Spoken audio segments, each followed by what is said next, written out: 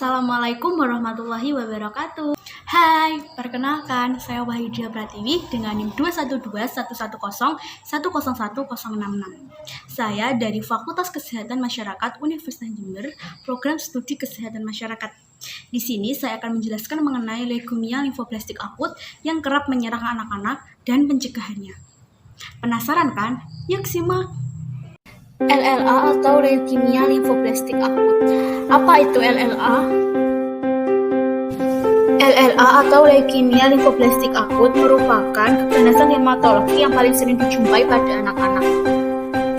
LLA yang dijumpai pada anak memiliki persentase 25% sampai 30% dari total keganasan hematologi pada anak usia 0 sampai 14 tahun. Menurut data yang dimiliki UCC yang diungkapkan Pusat Data dan Informasi Kementerian Kesehatan Republik Indonesia pada tahun 2015, setiap tahunnya di Indonesia ditemukan 11.000 kasus kanker pada anak, di mana leukemia merupakan kanker tertinggi pada anak dengan insidensi 2,8 per 100.000 penduduk. LLA memiliki persentase sebesar 65% dari total keseluruhan leukemia pada anak.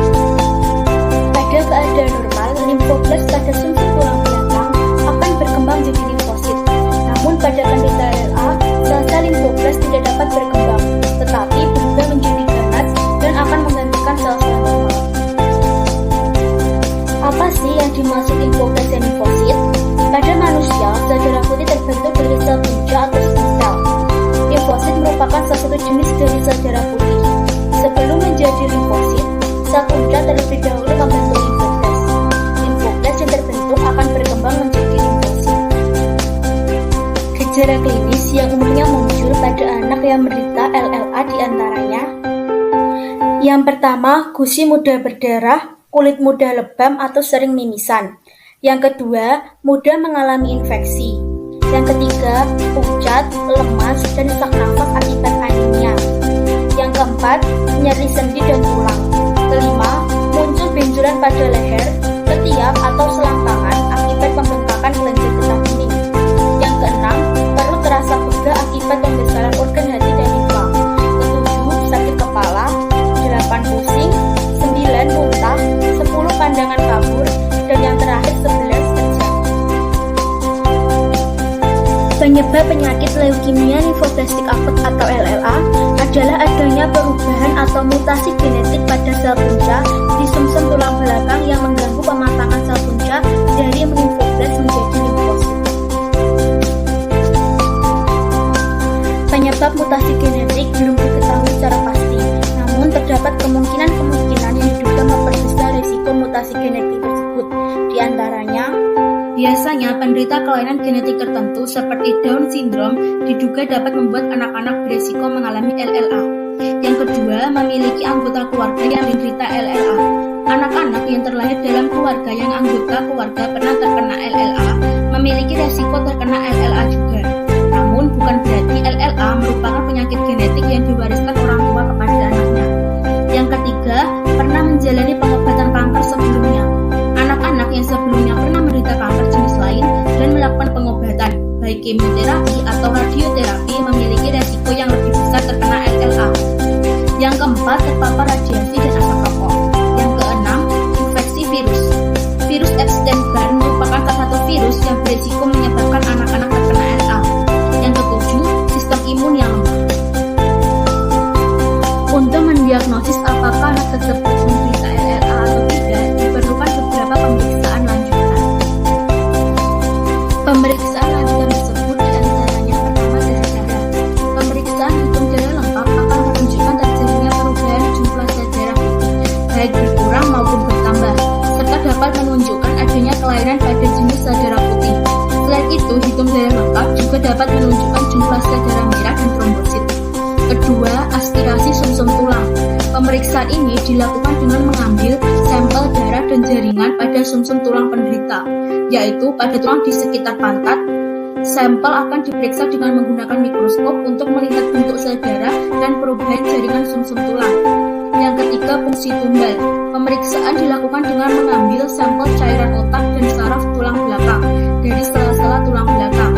Sampel cairan diperiksa untuk mengetahui apakah sel kanker sudah menyebar ke otak dan saraf tulang belakang. Yang keempat, tes genetik. Tes genetik ini menggunakan sampel yang diambil saat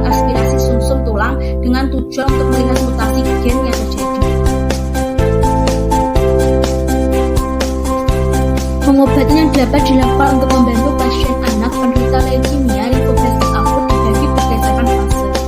Fase-fase tersebut diantaranya: yang pertama, fase induksi. Pada fase ini, terapi yang dilakukan bertujuan membunuh sel-sel kanker dalam tubuh, terutama dalam darah dan sumsum tulang. Yang kedua, fase konsolidasi. Pada fase ini, terapi yang dilakukan bertujuan untuk membunuh sel kanker yang masih tersisa setelah terapi induksi. Tiga, fase pemeliharaan.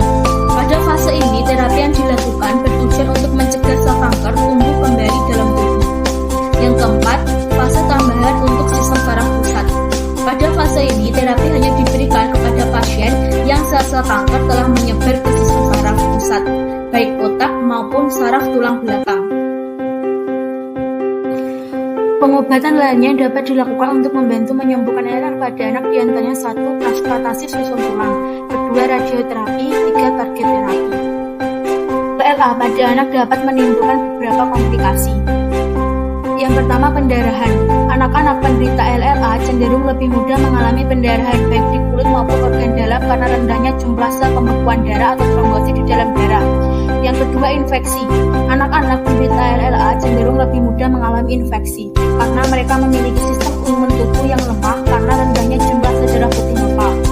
Selain itu, efek samping dari pengobatan dan terapi LLA juga turut berkontribusi menjadi penyebab lemahnya sistem imun tubuh anak. Yang ketiga, pemandulan.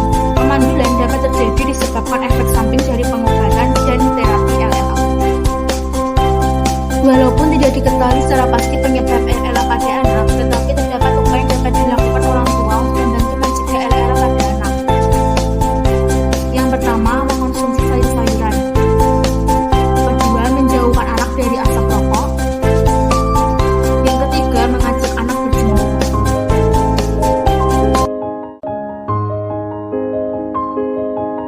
Wah, menarik kan penjelasannya? Semoga video tersebut dapat bermanfaat dan semoga keluarga dan orang-orang terdekat kita bisa terhindar dari leukemia limfoblastik akut. Sekian dari saya. Wassalamualaikum warahmatullahi wabarakatuh.